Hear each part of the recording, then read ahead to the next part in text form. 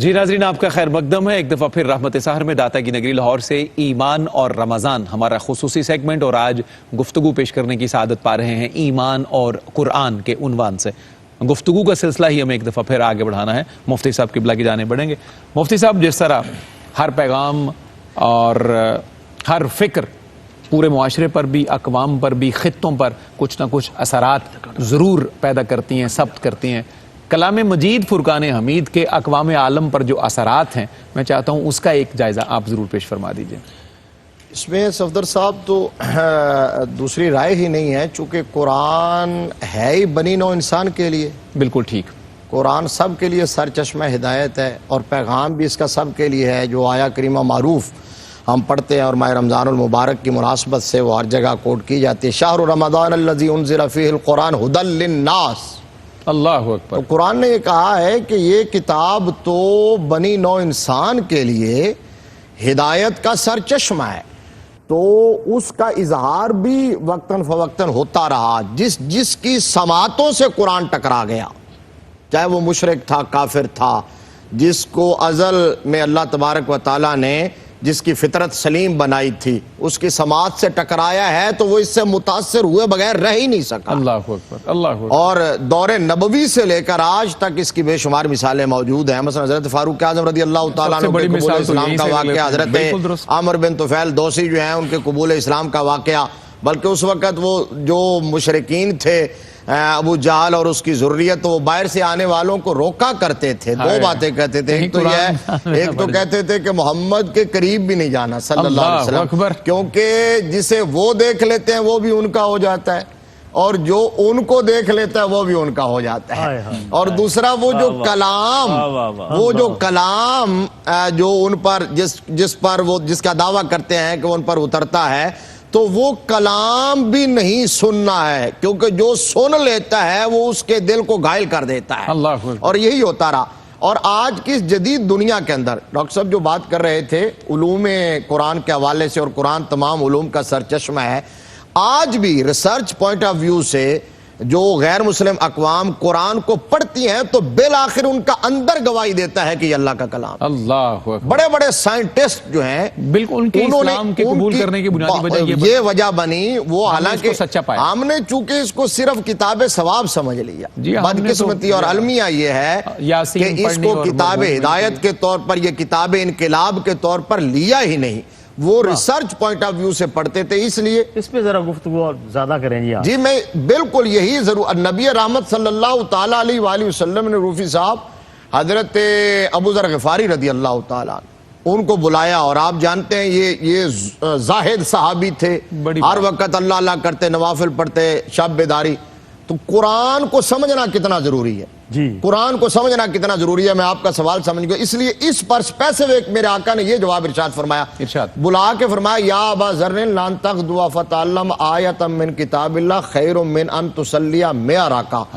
ابو ذر، اگر تو صبح اٹھے نا اور قرآن کی ایک آیت سیکھ لے، یہ تیرے لیے 100 رکعت نماز نفل ادا کرنے سے بہتر ہے۔ ماشاءاللہ۔ اب ہماری بدقسمتی میں بالکل آخری جملہ یہ کہ ہمیں جتنا ٹائم ملتا ہے، موقع ملتا ہے، یہ ماہ رمضان المبارک ہو یا شب قدر ہو، شب برات ہو، شب معراج ہو، تو ہم کیا کرتے ہیں؟ لا علمی کی وجہ سے ہم کہتے ہیں شاید بس نفل پڑھنا ہی عبادت ہے، حالانکہ قرآن سیکھنا سب سے بڑی عبادت ہے۔ تو جس نے قرآن نہیں سیکھا وہ قرآن سیکھے۔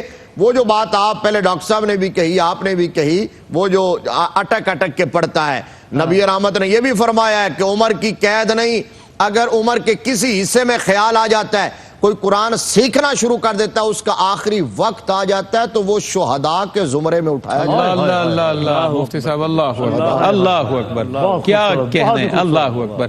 ڈاکٹر صاحب قبلہ، بعض کا جب گفتگو کا آغاز کرتے ہیں تو ہمیں محسوس ہوتا ہے وقت بڑا کم ہے اور ہمیں بہت کچھ پیش کرنا ہے، لیکن بہرحال ہم اس بات پر شکر ادا کرتے ہیں کہ جو چیدہ باتیں بھی اگر کسی کے دل میں جگہ بنا جائیں تو یہ اللہ کا فضل ہے اور اس کے رسول علیہ السلام کا کرم ہے۔ قرآن پاک کی بے شمار صفات ہیں، اور قرآن پاک کو اللہ رب العزت نے مصدق بھی بنایا ہے، یہ دوسروں کی تصدیق بھی کرتا ہے۔ جو پرانی کتابیں، شفا اس میں رکھی، علم اس میں رکھا، بے شمار اس میں صفات رکھی۔ میں چاہتا ہوں قرآن کی صفات کے حوالے سے جو صفت تصدیق ہے اس کا بھی کچھ اظہار ہو۔ بڑا اہم سوال ہے. اچھا یہ جو مصدق کی صفت ہے نا جس طرف آپ نے اشارہ فرمایا جی یہ قرآن کی بھی ہے اور صاحب قرآن کی بھی ہے. کیا بات ہے, اللہ اکبر, بڑی دلچسپ بات ہاں ہے. یعنی اگر دیکھیں جہاں اللہ تعالیٰ نے وہ عہد لیا تھا مصدق لما معکم, ہاں جی انبیاء سے عہد لیا تھا کہ اگر وہ میری شانوں رسول والا تشریف لے آئیں, میری عظمتوں والا وہ حبیب اور رسول علیہ السلام تشریف لائے لَتُؤْمِنُنَّ بِهِ وَلَتَنْصُرُنَّهُ, ٹھیک ہے. تو وہاں مصدق کا لفظ آیا ہے. بالکل ٹھیک. تو یہاں پر ایک جملہ کسی صاحب علم نے کہا کہ انبیاء اور رسل کو اللہ تعالیٰ نے یہ خطاب فرمایا اور عہد لیا اور فرمایا تمہاری نبوتیں اور رسالتیں پروویژنلی تمہیں دی جا رہی ہیں, تصدیق انہوں نے کرنی ہے, سٹیمپ وہی کریں گے, جس کی تصدیق کریں گے وہ ہوگا مصدق. اور قرآن کی بھی یہی صفت ہے, سابقہ کتابوں کی مصدق ہے. صرف مصدق ہی نہیں ہے بلکہ ایک اور صفت اللہ نے اس کی بیان فرمائی, مہیمن. بالکل صحیح. جو تعلیمات رب کی طرف سے ابدی تعلیمات کی جو روح ہے قرآن پاک کے اندر وہ محفوظ کر دی گئی ہے. اور تورات کے اندر جو چیزیں تھیں, انجیل کے اندر تھیں, اور اسی طرح زبور کے اندر تھی, وہ ساری قرآن پاک کے اندر موجود ہیں اور قرآن ان کی حفاظت کرتا ہے. سبحان اللہ. جہاں جہاں تحریف ہوئی ہے اس کو قرآن رد کرتا ہے, اور جہاں جو حقیقت ہے قرآن اسے بیان کرتا ہے. بالکل ٹھیک. ایک اور صفت اس کی آپ نے شروع میں بھی کہا کہ قرآن شفا ہے, اس میں کوئی شک نہیں ہے. مختلف مقامات پر اللہ تعالیٰ نے یہ بیان فرمایا ہے وَنُنَزِّلُ مِنَ الْقُرْآنِ مَا هُوَ شِفَاءٌ وَرَحْمَةٌ لِّلْمُؤْمِنِينَ. ایک تو یہ اس کی ایک اور صفت ہے شفا ہے. اب شفا کس لیے ہے؟ یہ صرف روح کے لیے شفا نہیں ہے, جسم کے لیے بھی شفا ہے, اللہ اکبر, دماغ کے لیے بھی شفا ہے. اور کائنات میں جہاں جہاں بھی کوئی مرض ہوگا وہاں وہاں قرآن کریم شفا کا کام کرے گا. سبحان اللہ سبحان اللہ. ایک اور صفت اس کی موعظہ, نصیحت ہے. اللہ اکبر. موعظہ اس نصیحت کو کہتے ہیں جو دل کے اندر جا کے اتر جائے, وہ نصیحت ہے. بالکل تو ٹھیک. یہ بھی اب جو ڈاکٹر موریس بکائے تھے جو کنگ فیصل کے معالج تھے, وہ کنگ فیصل کے پاس گئے تو ڈرائنگ روم میں بیٹھے تھے, فارغ بیٹھے تھے انتظار میں, انگریزی ترجمے کا قرآن پڑھا ہوا تھا. تو انہوں نے وہ پڑھنا شروع کیا. جیسے جیسے سائنسی حقائق کھلتے گئے وہ پھر اس نے بائبل پڑھی. پھر بائبل کے بعد جب موازنہ کیا تو وہ مسلمان ہو گئے, کیونکہ جو قرآن کے اندر حقائق تھے وہ ظاہر ادھر نہیں تھے. The Bible, Quran and science, ان کی جو ہے وہ کتاب بھی موجود ہے. ایک اور اس کی جو صفت ہے وہ ہے ہدیٰ, ہدایت ہے, ورحمتن, اور رحمت ہے اہل ایمان کے لیے. تو یہ ساری اللہ تعالیٰ نے اس کی وقت کا دامن چونکہ بالکل ہمیں تنگ ہوتا ہے, آگے بڑھنا ہوتا ہے, تو یہ بے شمار اس کی صفات ہے. چند ایک ہم نے عرض کی ہیں. اور ایک اور بات جو اس میں شفاء لما فی الصدور, کہ تمہارے دلوں میں جتنے کینے ہیں, بغض ہیں, زنگ لگ گئے ہیں, بس قرآن پڑھتے جاؤ, یہ سارا کچھ صاف. اللہ اکبر. کیا خوبصورت جملہ آخر میں عنایت کیا ہے ڈاکٹر سعید احمد سعیدی صاحب نے کہ اگر اپنے دل کے سارے زنگ اتارنے ہیں, قرآن پڑھو, عمل کرو, اللہ سارے زنگ اتار دے گا اور اپنا رنگ صبغت اللہ غالب کر دے گا. آئیے کیفیات کی نہیں ہجوم میں حضرت علامہ کے کلام کی پچھلے سیگمنٹ میں بات ہوئی تھی. رفیع صاحب بسم اللہ کیجیے. لوح تو قلم بھی تو تیرا وجود الکتاب, لوح تو قلم بھی تو تیرا وجود الکتاب, گنبد آبگینہ رنگ تیرے محیط میں حباب, لوح بھی تو قلم بھی تو تیرا وجود الکتاب, عالم آب و خاک میں تیرے ظہور سے فروغ, عالم آب و خاک میں تیرے ظہور سے فروغ, ذرہ ریگ کو دیا تو نے طلوع آفتاب, ذرہ ریگ کو دیا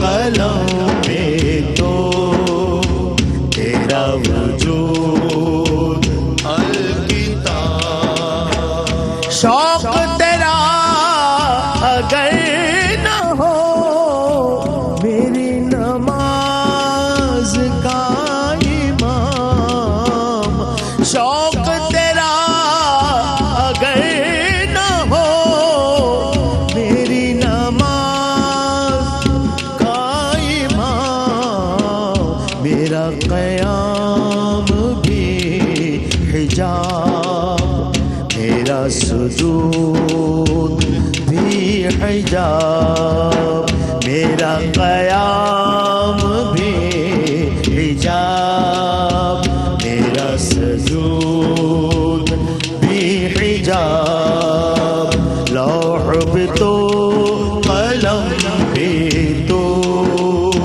تیرا وجود الکتاب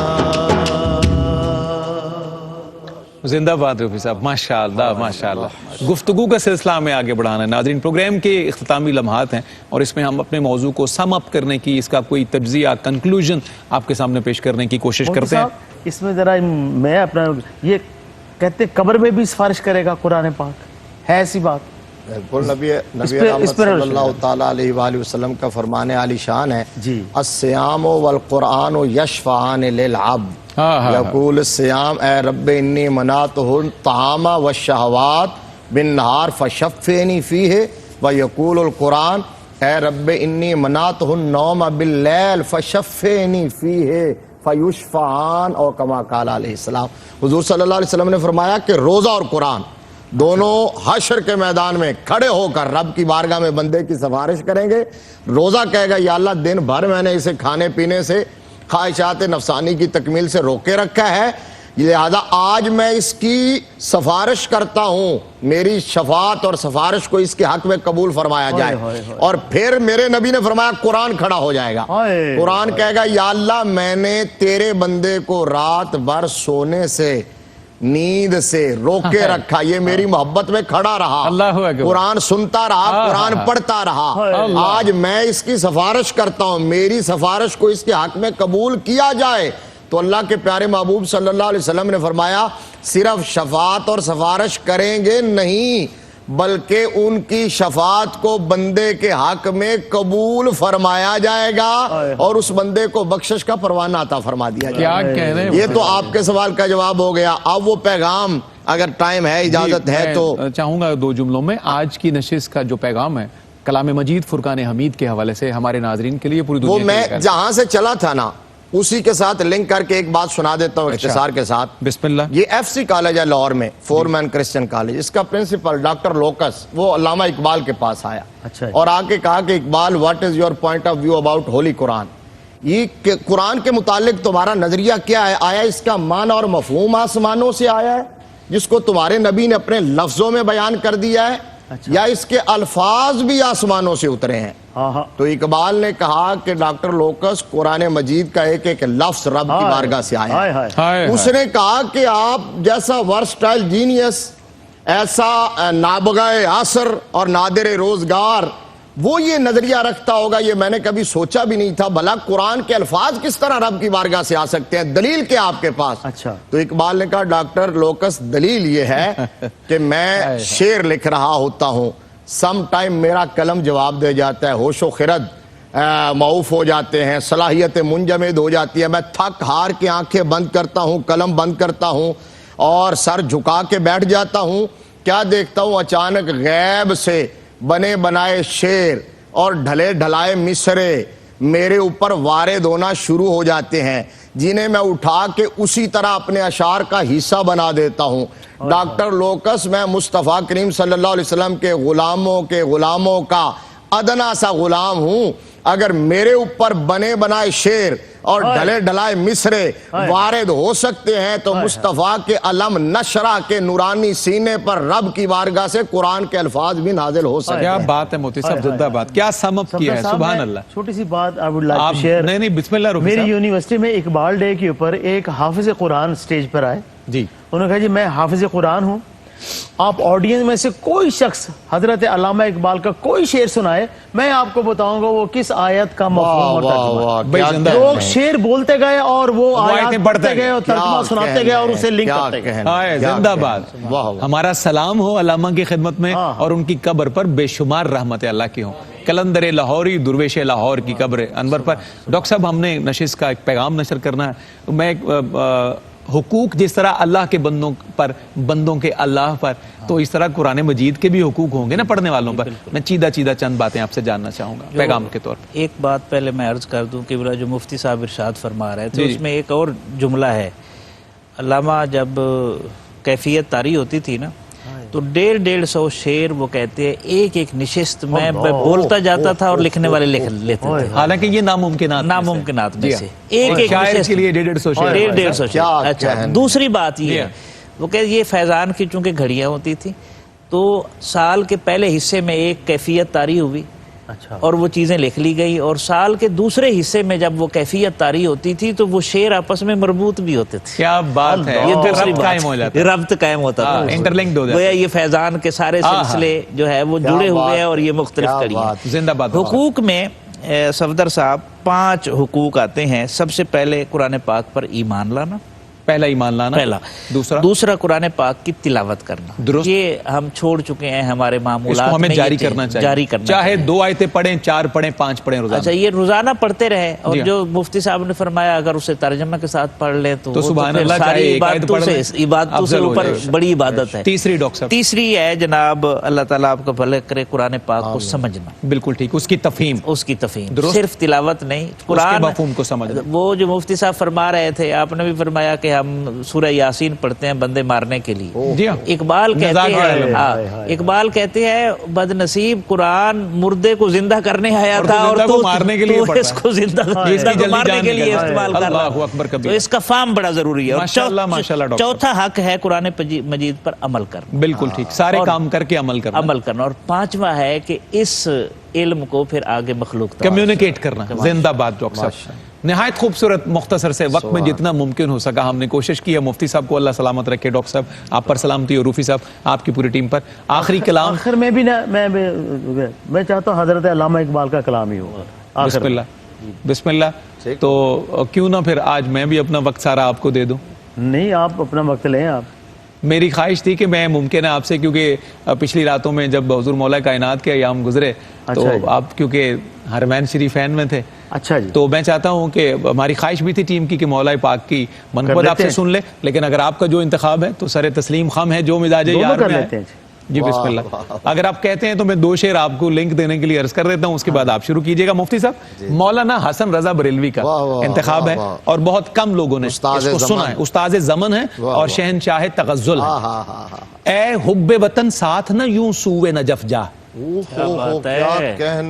غالباً کسی الیکٹرانک میڈیا پر پہلی دفعہ یہ پڑھے جا رہے ہوں گے. اے حب وطن ساتھ نہ یوں سوئے نجف جا, ہم اور طرف جاتے ہیں تو اور طرف جا. ہائے ہائے, ہم اور طرف جاتے ہیں تو اور طرف جا.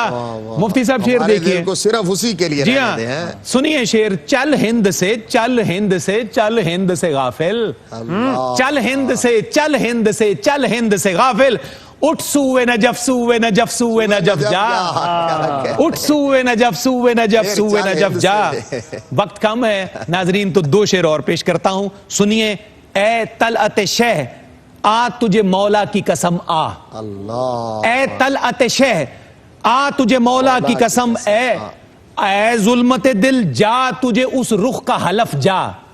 ڈاکٹر صاحب کیا بات ہے یہ مولانا حسن, اللہ مولانا حسن کہہ سکتے ہیں. آخری شعر وقت کی کمی کے پیش نظر, آخری شعر روفی صاحب.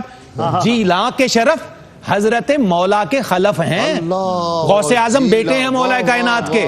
جیلاں کے شرف حضرت مولا کے خلف ہیں, اے نا خلف اٹھ جانب تعظیم خلف جا. جیلاں کے شرف حضرت مولا کے خلف ہیں, اے نا خلف اٹھ جانب تعظیم خلف جا. جانب تعظیم خلف جا. روفی صاحب وقت مختصر ہے, آپ کے نام ہے, بسم اللہ کیجئے. میں بھی حبدار علی دا, میں بھی حبدار علی دا, میں بھی حبدار علی دا, میں بھی